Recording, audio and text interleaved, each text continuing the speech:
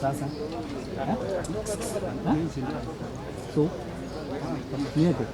Nini weka hiyo bwana. Ama ngoja. Sema tupige kati tena. Huyu jamaa anapenda ngoja tupige kati.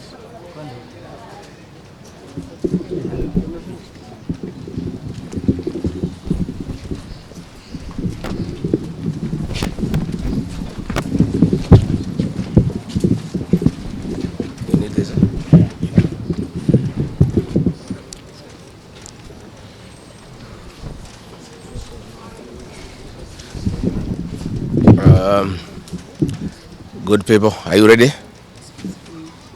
You are? Thank you very much. We are here at the current hospital.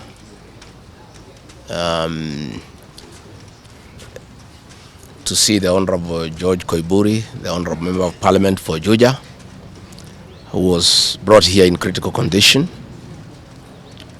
Last Friday, the Honorable George Koimburi had a function in his constituency in a place called Gachagua, and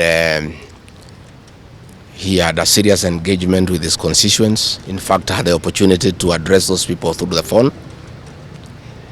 And after he left the ceremony, he was accosted by officers from the DCI who chased him, and he was able to escape using a motorbike with the help of the local constituents. His vehicle was impounded and his driver was arrested. That vehicle is still in the hands of the DCI. And on Sunday, when he was in church, immediately after the service, 2 undercover agents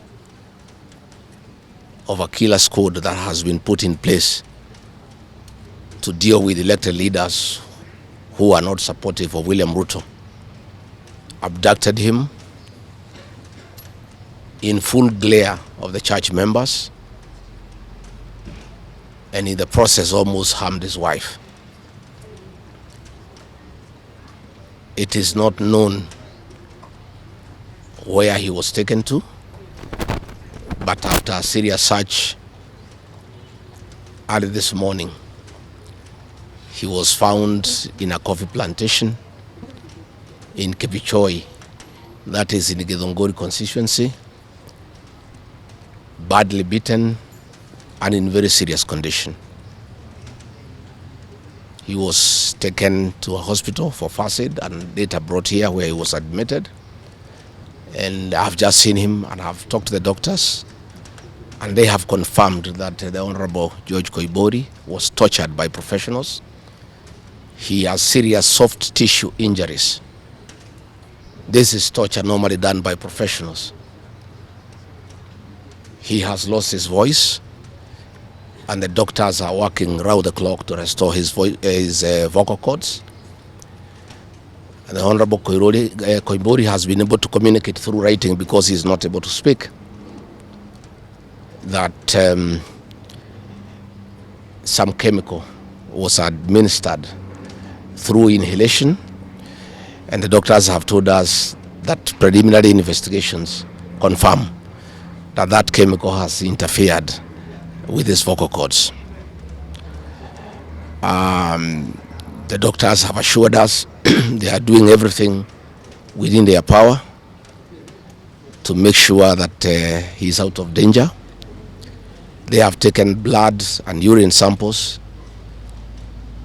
to private laboratories, different ones, so that they can establish what could have happened in matters poisoning. You remember last weekend I said that a special squad had been set aside and now we have confirmation that President William Ruto, CS for Interior Kipchumba Murkomen, and the Deputy Inspector General, Mr. Eliud Langat, all from the Kalenjin community, have put up a squad to deal with leaders who are opposed to this regime. The Honorable Kipchumba Murkomen has sent a message to us through common friends that his appointment to the Ministry of Interior is to make sure that William Ruto is re-elected as president and to deal with anybody who can stop that objective.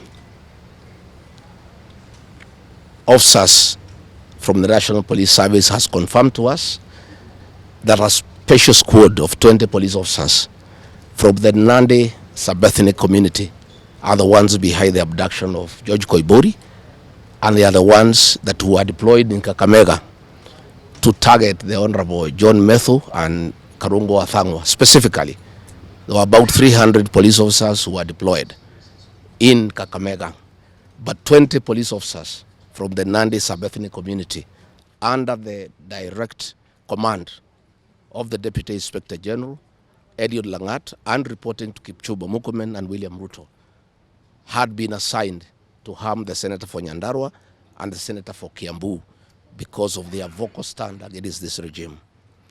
Let me say that I want to appeal to the international community to rescue this country.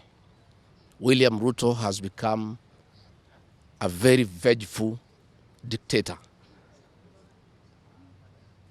and his activities are similar to the one by Dr. In Dada and Mobutu Sese Seko.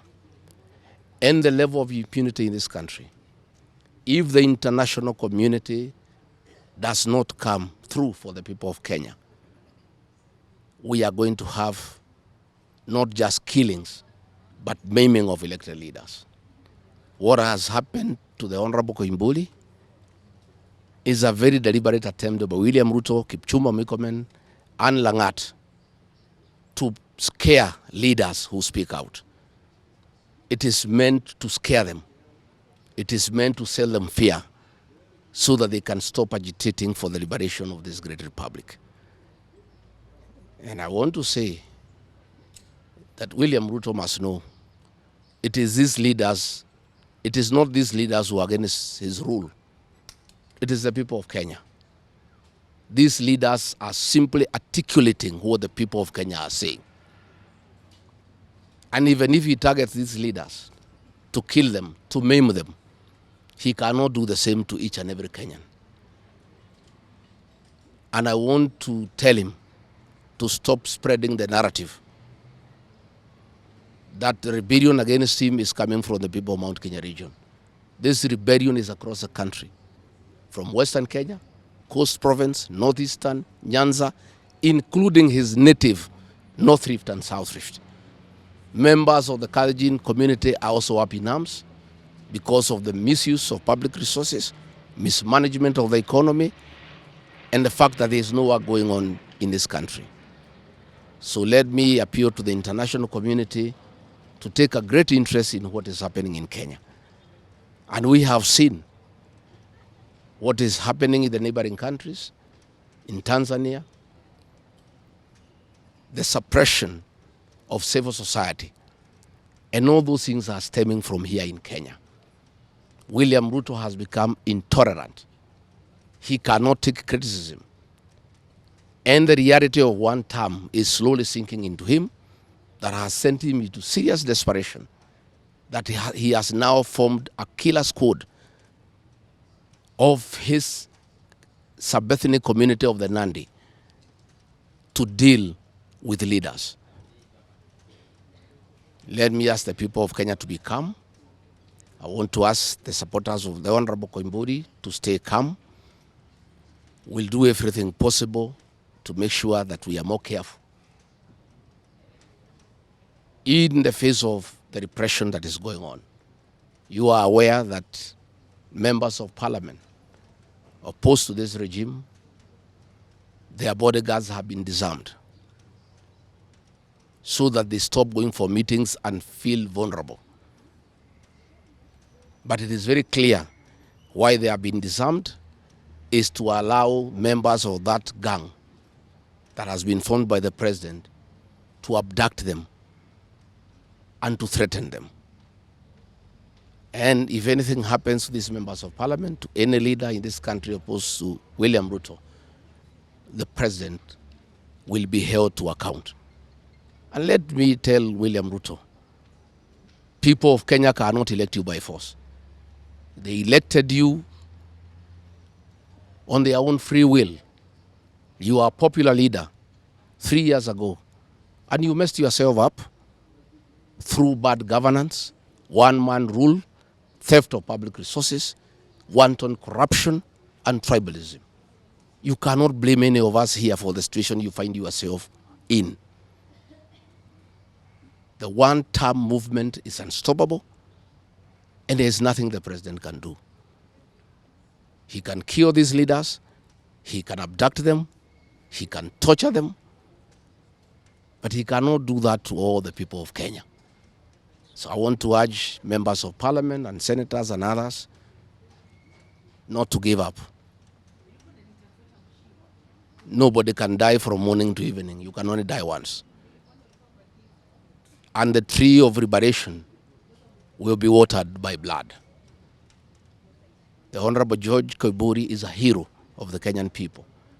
What he has undergone, the torture, the pain he is in, the anguish to his family members is not in vain. This liberation will take place, it will happen. And let me conclude by asking the Kenyan people not to be intimidated. Kenya is a constitutional democracy. They are entitled to cast their vote the way they want. And William Ruto cannot force the people of Kenya to elect him. And there is nothing he can do about it. Thank you very much.